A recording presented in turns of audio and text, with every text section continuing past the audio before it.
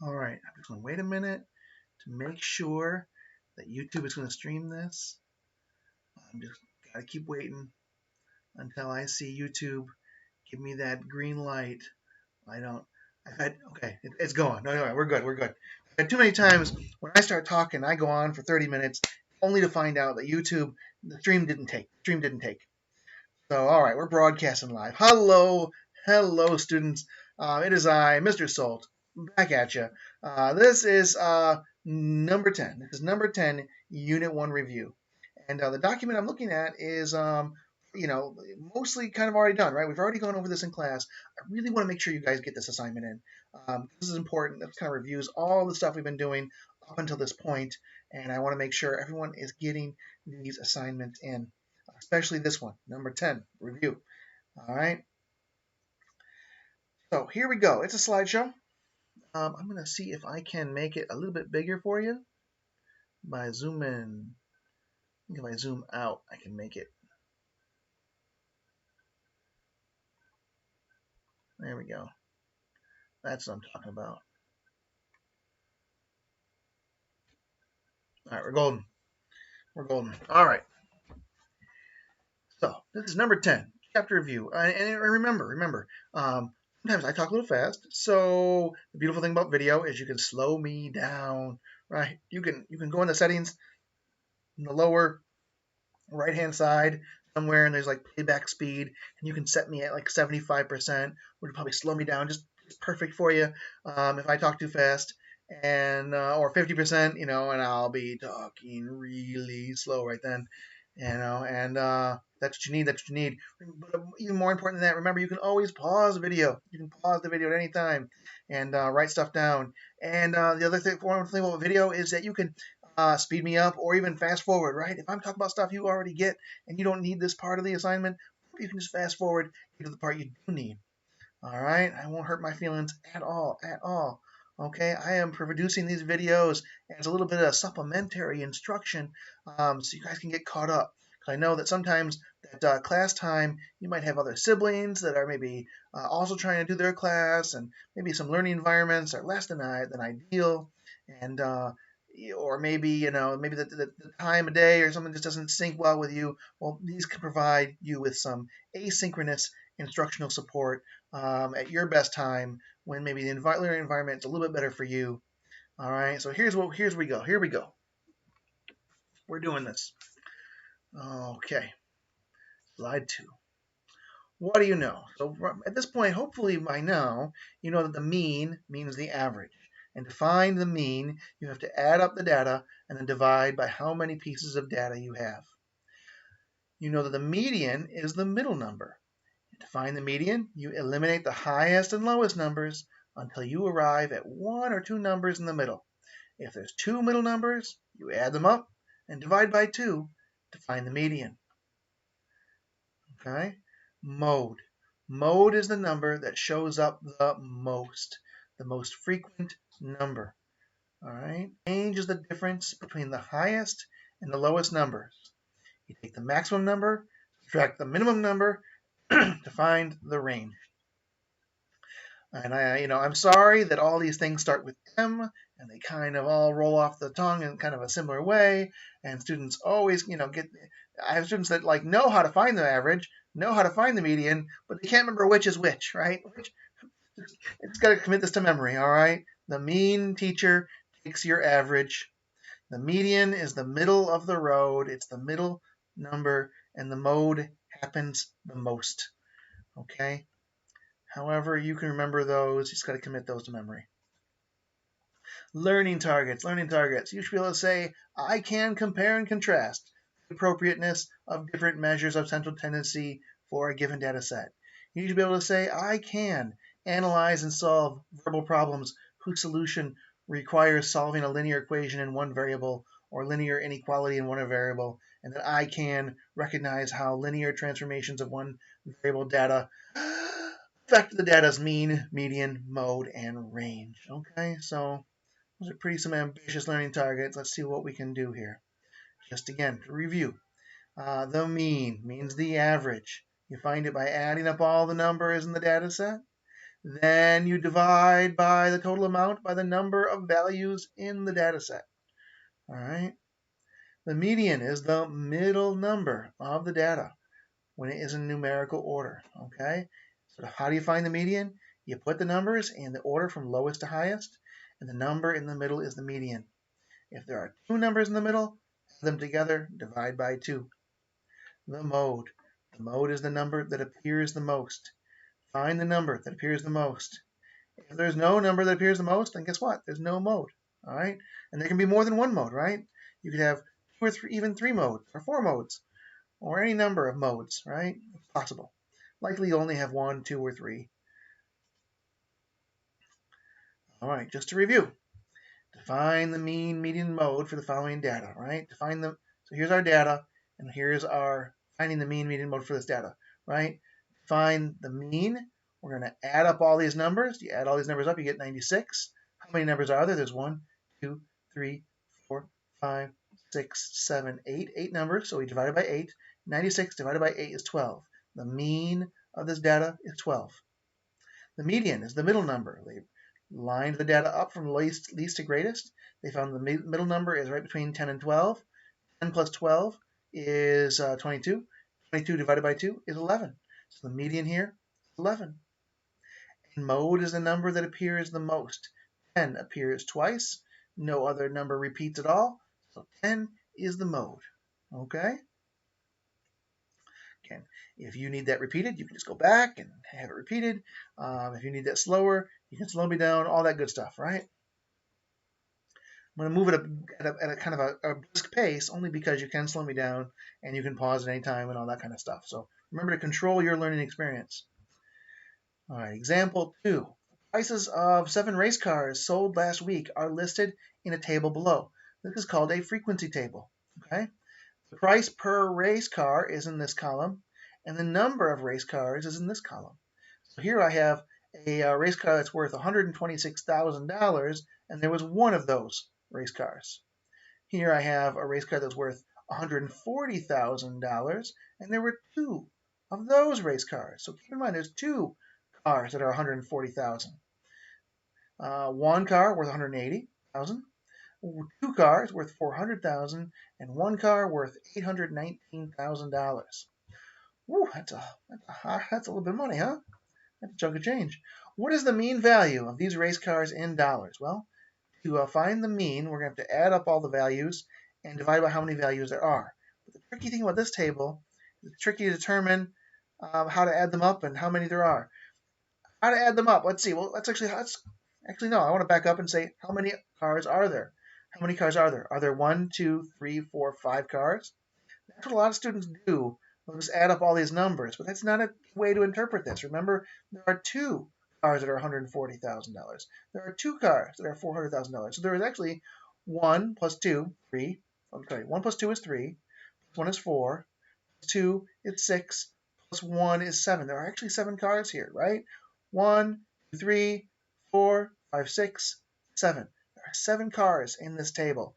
So when you add these up, you want to take like 126,000 plus 2 times 140,000 plus 180,000 plus 2 times 400,000 plus 819,000. Okay? Divide all that divide that sum by 7. So when you add all these numbers up, you get 2,205,000.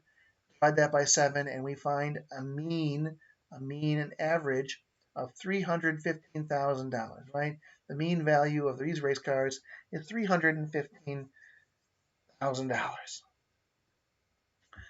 Wow, if you need to press pause and take a break right there, there's a lot of numbers being thrown at you all at once. I wouldn't fault you at all. What is the median value of these race cars then? So if we line all these race cars up in order and kind of take them out of their frequency table, right? There's 2 $140,000 cars. There's 2 $400,000 cars. We can kind of eliminate the highest and lowest, until we find that the median value right here is $180,000. So $180,000 is the median. Okay. And which number appears the most? All right. Sorry, they didn't ask for the mode. Never mind.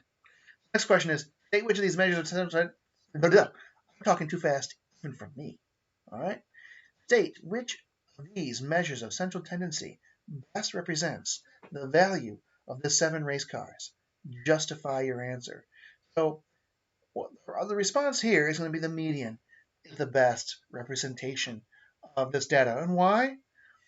The reason why is because whenever you have a data set with outliers, whenever you have a data set with numbers that are kind of out there, that kind of skew things a little bit, you're going to want to think about the median as a better representation of central tendency. The thing about the mean is that it adds up all the numbers and then divides by how many numbers there are. When there's an outlier, the mean is going to be affected by that outlier. It's going to be affected a lot by that outlier. An outlier tends to skew the mean in a certain direction, higher or lower. Whereas the median kind of eliminates those highest and lowest. And the median just ignores all that noise and finds that middle number, right? The median is less sensitive to those outliers. So you might want to use the median when you have a data with an outlier. And what's the outlier in this data? Well, it's that one car that's worth double, the next highest car, right? This car that's worth 800,000. It's throwing that mean off. It's making it sound like most of our cars are worth $315,000, when in fact most of these cars are more in the $180,000 range, right? So that's the explanation justification for using median over mean. So we had a situation where we're going to review Sarah's test scores. Her test scores in science were 70, 78, 80, 92, 84, 76, and 80. Determine the mean, median, and mode of Sarah's test scores. And you have this document too. Like, these are the class notes we took, right? We added up all those numbers. We divided by 7 because there were 7 numbers. 1, 2, 3, 4, 5, 6, 7. Right? Add up all the numbers, divide by 7, we got a mean of 80. All right? Reorganizing all this data from least to greatest, we got this little list right here. We can see that 80 is in the middle, right? We eliminate the highest, eliminate the lowest, eliminate the next highest, eliminate the next lowest, and we find that 80 is in the middle. Our median is 80. And since 80 repeats twice and no other number repeats, 80 becomes our mode. Oh, pardon the yawn. It's late for me. I'm trying to get these out so that you guys can get these done. I'd like to go to bed soon. Let me see. Hopefully. All right. Looks like we got a little bit to go. All right. Uh-oh. Okay, good. I got a little message from YouTube that says error. YouTube is not receiving. It looks like it's slow. So YouTube, some reason it's slow right now. It's not really getting the stream as good as it wants. So hopefully this all works out, and I'm not wasting my time or yours, for that matter, right? All right, number 2. The weekly salaries of 6 employees at McDonald's are 140, 220, 90, 180, 140, and 200. Find the mean, median, and mode for these 6 salaries. So to find the mean, we're going to add them up and divide by how many there are. We add them up. That's what we have in the parentheses. We divided by 6. We threw that in the calculator. We found that the mean was 1.66 repeating. Okay. We reorganized this data from least to greatest, 90 being the smallest, 220 being the greatest. We reorganized it, and we found that if we eliminate the highest and lowest, we end up with 2 numbers in the middle. And remember, when we end up with 2 numbers in the middle, we add them up and divide by 2. We find that the median is 160. All right, 140 plus 180 divided by 2 is 160. That's our median. And our mode is 140. Why? Because 140 shows up twice. People have that and nothing else repeats. So the mode is 140. This problem here was the ages of 5 children in a family are 3, 5, 8, and 18. Which statement is true for this group of data? Well, in order to figure this one out, I'm going to have to find out what the mean, median, and mode is, right? Until I figure out what the mean, median, and mode is, I'm not going to know which one of these statements is true. So we found out the mean. We added them all up, divided by how many there are. We found we have a mean of 7.4. We found that the median was 5. That was the middle number. And the mode was 3. And once we figure out these 3 values, we can see that, the mean is greater than the median. All right, so we selected number 2. right? Is the mode greater than the mean? Nope, the mode is less than the mean. Is the median equal to the mode? No, they're not equal. Is the median greater than the mean? No. So once you have the three numbers, once you figure out the three descriptive statistics of central tendency, a question like this goes really fast, right? Until you figure the three out, you're not going to know. So which statement is true about this set of data? 3, 4, 5, 6, 7, 7, 10. All right, well, you're going to have to do the mean, median, and mode to solve these. You have to add these all up, divide by how many there are to find the mean. That's 6. Turns out the median is 6 and the mode is 7, right? Once we know that, we know that the mean and the median are equal to each other. Boom, we got that done. That's what we're doing there. All right, Seth bought a used car that had been driven 20,000 miles. After he owned the car for 2 years, the total mileage was 49,400. Find the average number of miles he drove each month in those 2 years. Okay. The car started with 20,000 miles. All right. He owned the car for 2 years. So after 2 years, it has 49,400 miles.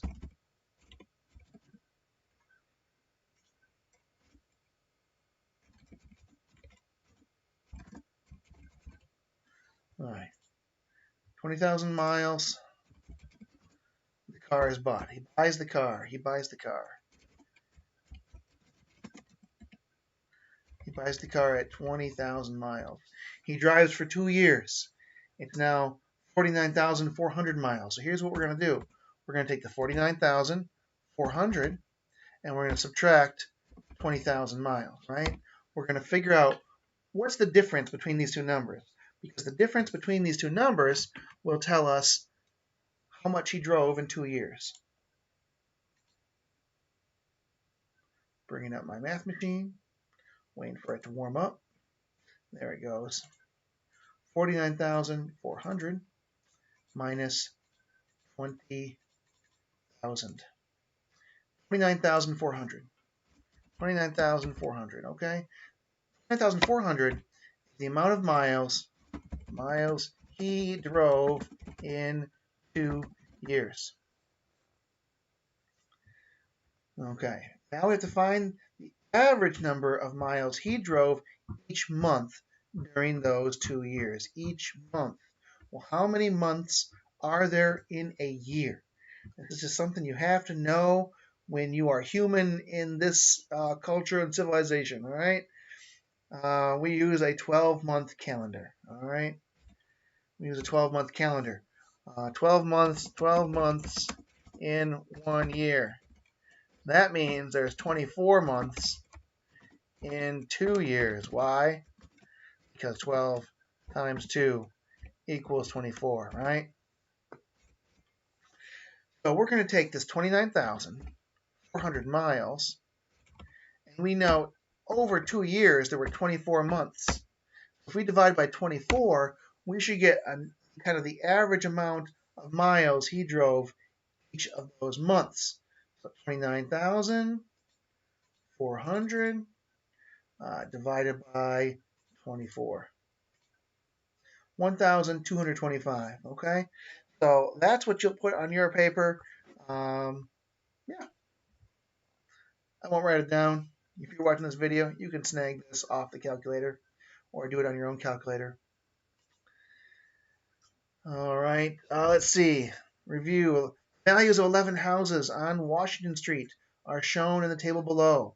All right, this is that. Look at those race car. This is a frequency table, right? There's one house. There's one house that's worth $100,000. There are 5 houses that are worth $175,000.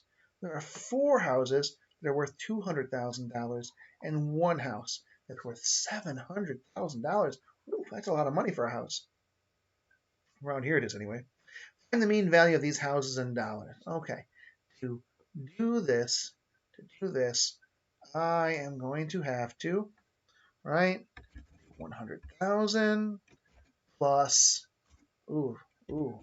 5 times, there's 5 of these houses, 175,000, right?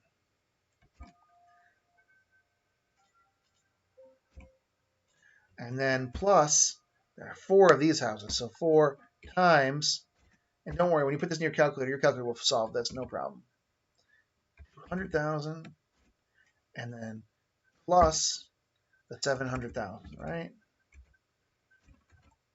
And then what are we going to do with all this? We're going to add all this up, and we're going to divide it by how many houses there are. How many houses are there? Well, there's 1 here, 5 there, 4 there, and 1 there. Well, 1 plus 5 is 6. 6 plus 4 is 10.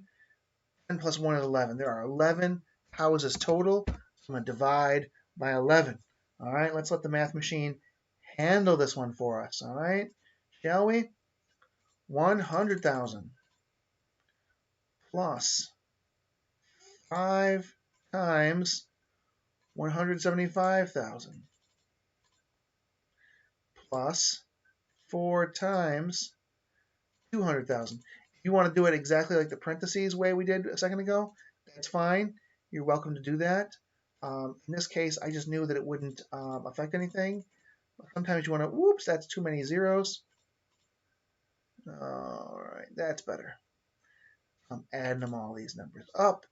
I get something like 2.475 million. I divide by 11.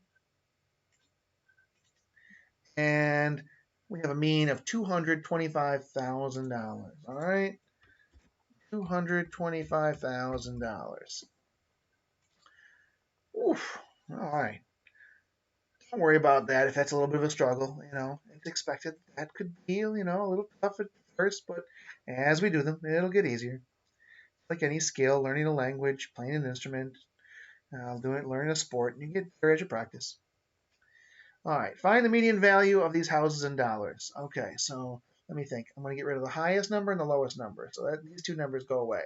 Now I'm going to get rid of the next 4 highest numbers, and I'm going to get rid of the next 4 lowest numbers, which leaves me just 1 number in the middle. It's going to be the one house of $175,000 which is left. So I end up getting a median of 175,000.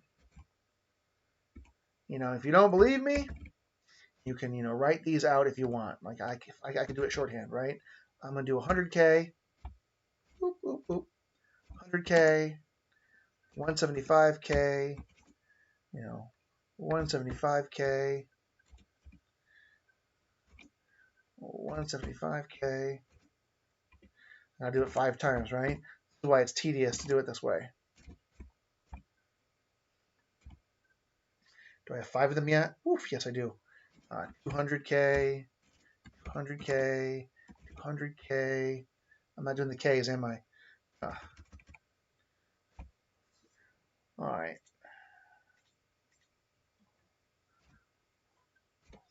See why I did it the other way? So much easier. All right. So I want to organize these from least to greatest. Here I go. I'm going to get rid of the bottom 3. All right, get rid of the bottom 3, get rid of the top 3. I'll get rid of the next 2 on the bottom. And I'll get rid of the next 2 on the top. Looky there. I end up with 175,000 in the middle. State which measure of central tendency, the mean or the median, best represents the values of these 11 houses. Justify your answer. All right, let me talk about it. You know, we're definitely going to go with the median here, right? I'm not going to type it. You're going to type it.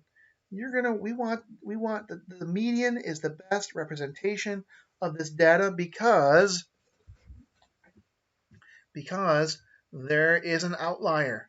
This house that is $700,000, that's an outlier, folks. That is a number which just does not belong to the rest of this data. It's skewing things. It's out there, right? It's an outlier.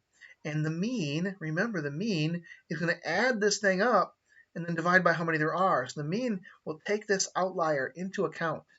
Look at our mean is actually 225,000, which is actually more than the other 10 houses in this data set. Our mean is actually more than nearly all the other houses, right? Our mean is actually higher than all our other houses, which means it's not a very good measure of essential value, essential tendency here. This is not the centrality of where our numbers are really resting. The median is a much better picture of where the central tendency of this data, right? The 175,000 is a better picture of kind of what's actually where the numbers are clustering, where the numbers are best represented. I'm not going to write all that. I wanted you to listen and be able to type this in your own words, right? I don't want this to be an activity where I don't want this to be a note-taking activity. I want this to be a thinking activity, right? I want to see how well you can copy answers on a page. I want to see how well you can think and express yourself. And yes, it is rough and ugly at first, but you'll get better, okay? No problem.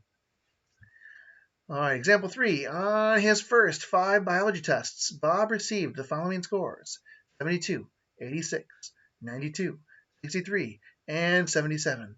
What score must Bob earn on his 6th test so that his average mean score for all 6 tests will be 80? Show how you arrived at your answer. Well, we're going to set this equation up to represent the situation using all 6 test scores. Let x represent the unknown value. So here's how we do this, right? We know that on 5 of these tests, we know his grade, okay? What we'd like to know was that what will he have to get on that 6th test, on that next unknown test? That's why it's an x there, it's an unknown. What would he have to get on this test in order to get an 80? All right, so we're going to set this up like an algebraic problem.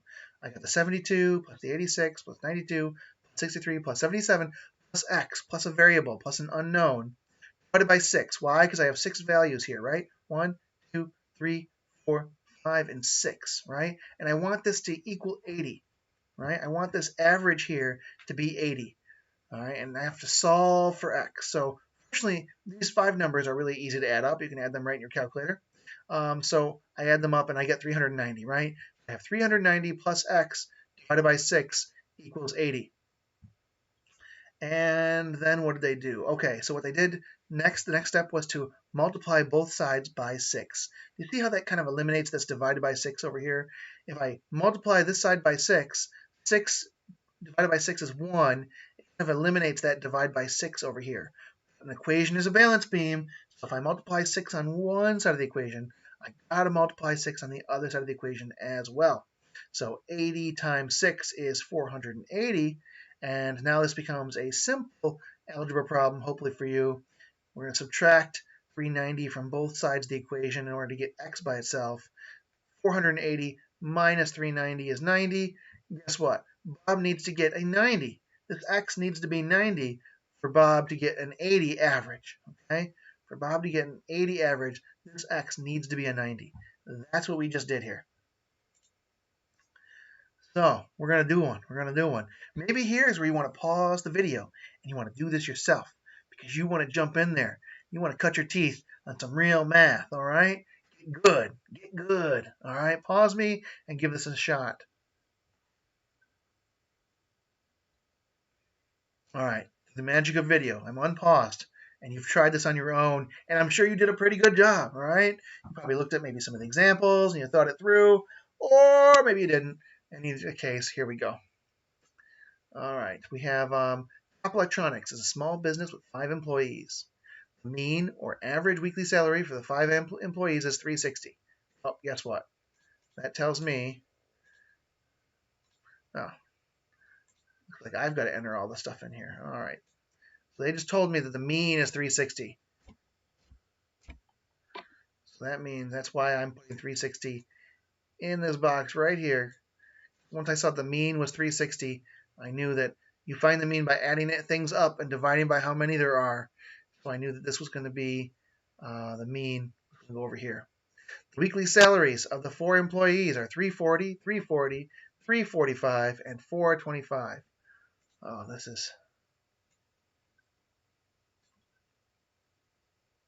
All right, well, there's 340.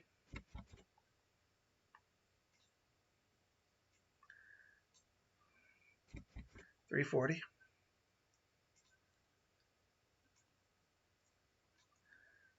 $345.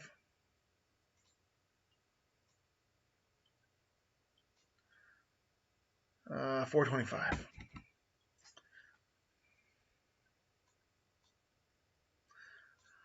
All right. So we know what 4 of these employees are. The problem is what we don't know is there's a 5th employee. There's a 5th employee. We'd like to know what that person's salary is. So we can call that X. We can call it Z. We can call it M. We can call it D. Whatever you want to do. You can give it any kind of like letter name as a variable. It doesn't matter. W, V. But, you know, in math, we often just call it X. It's a lack of creativity is what I tell you. Lack of creativity.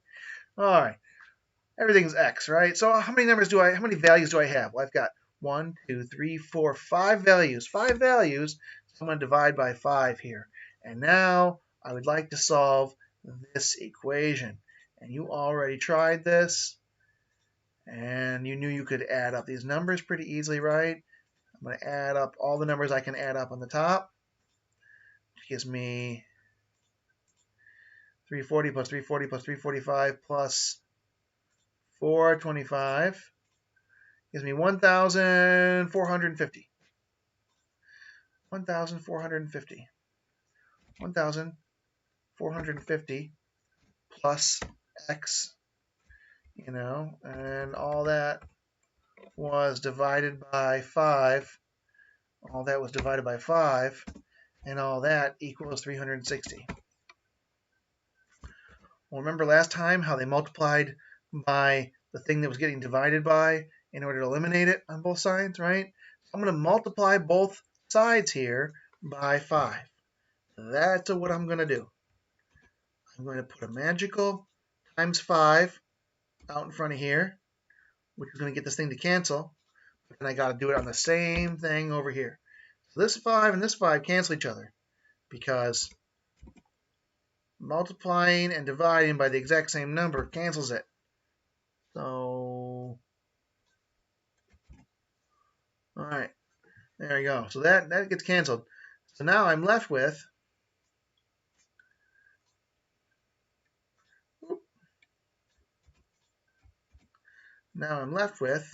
the 5s are gone. But what's 5 times 360?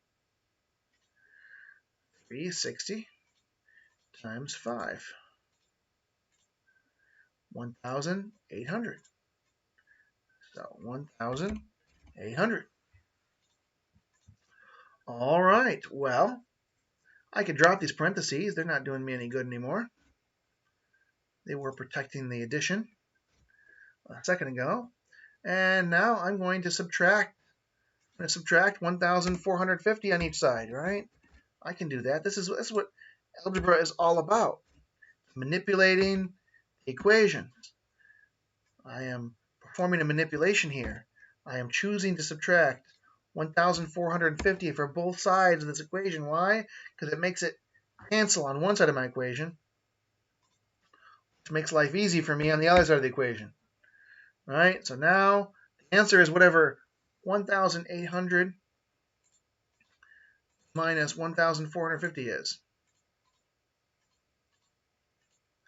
350. All right, 350. That missing salary, that 5th McDonald's employee, has to be $350 salary. That's the number that makes this equation work. That's the value that we have to plug in for X. X would have to be 350 for this thing to where I add all these numbers up. Whoopsie, I didn't like what I just did there. When I add all these numbers up and divide by 5 to get 360, X has to be equal to 350. All right, now that's how it's done. A little bit of algebra. I can totally see why this can be intimidating for you if you're not real comfortable with the algebra. But we need to get you comfortable with that algebra. All right. How many more of these do I have? I've got 8, 9, 10. All right. I'm going to leave you. I'm going to do just 8. I'm going to do 8. Okay. And that's the last one I'm going to do. And I'm going to leave you. The rest of them are multiple choice. You know, give it your best shot, okay? You can do this. You can do it. All right. Number 8, the students, because I need to get to bed. It's late. 10:44. You hear that clock? All right. The students in Woodland High School's meteorology class. You usually not up late. I go to bed at 9. Students, what I do for you students. Look at this, keeping me up late. Students in Woodland High School's meteorology class measured the noon temperature every school day for a week. Their readings for the first 4 days were Monday was 56, Tuesday was 72, Wednesday was 67, and Thursday was 61. If the mean average temperature for 5 days was exactly 63 degrees, what was the temperature on Friday? All right, this is exactly the same kind of problem we've been doing, right? They're saying that the temperature on Monday was 56, temperature on Tuesday was 72, the temperature on Wednesday was 67, the temperature on Thursday was 61. We want to know the temperature on Friday, but we don't know it.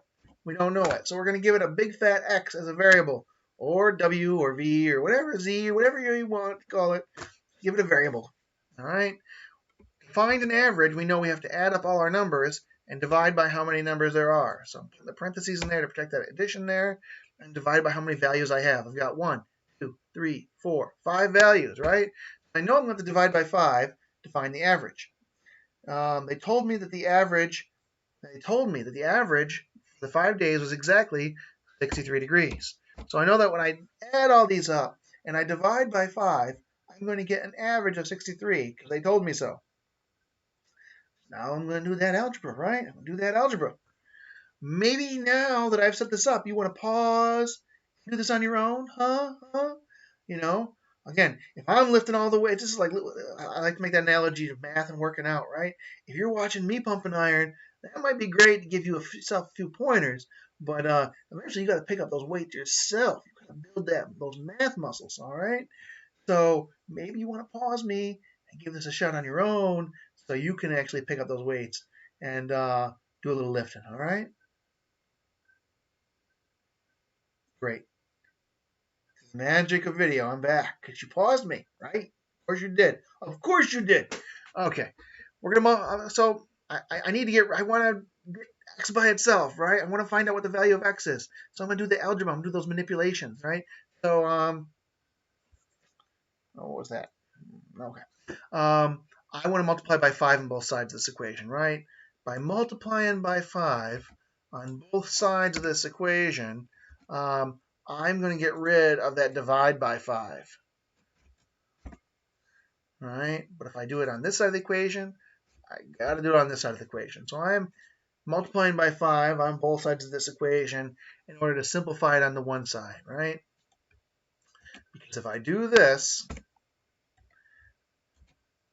it cancels. This little 5 here goes away, and this divide by 5 here goes away, right? Because 5 divided by 5 is just 1, and 1 doesn't do a whole lot of stuff. All right, so copying that, just showing you steps piece by piece, right? I don't know if I needed that step per se, but I'm just kind of doing this. What's 5 times 63? That's an easy one the calculator can handle for me. 5 times 63 is 315. So this is 315. Now that the equation looks like this, I don't need to protect it with those parentheses anymore. Those don't necessarily need to be there.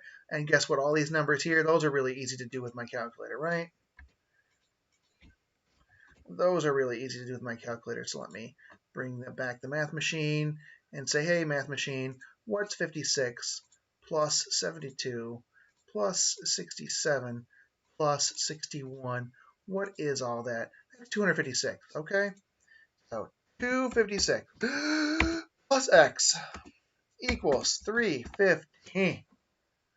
All right, you can do you. I hope you can do it from here, right? I could leave it in your capable hands. Can I? I don't know.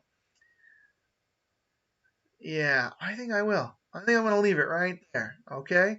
Because if you can't solve it with here, then we needed to have a Wednesday conversation. You know what I'm saying? But otherwise, I'm sure you've got this. I'm sure this got this. But seriously, if you don't know how to solve this, we need to talk on Wednesdays during office hours and get you up to snuff. All right, there's where we need to do. Okay, so that's where I'm going to stop. I'm going to stop this video. It's late. It's late. I don't even know how many. This is going on 40 minutes. 40 minutes, people. Okay, thanks for joining me. I hope these are useful to you. Again, these are just some supplementary instruction. You can work at a better time and a better place, whatever you need, and just add in these to help you out. Okay, get these assignments in. Should be very few excuses at this point, and I hope to see you in class. The quarter is ending soon. Get these assignments in.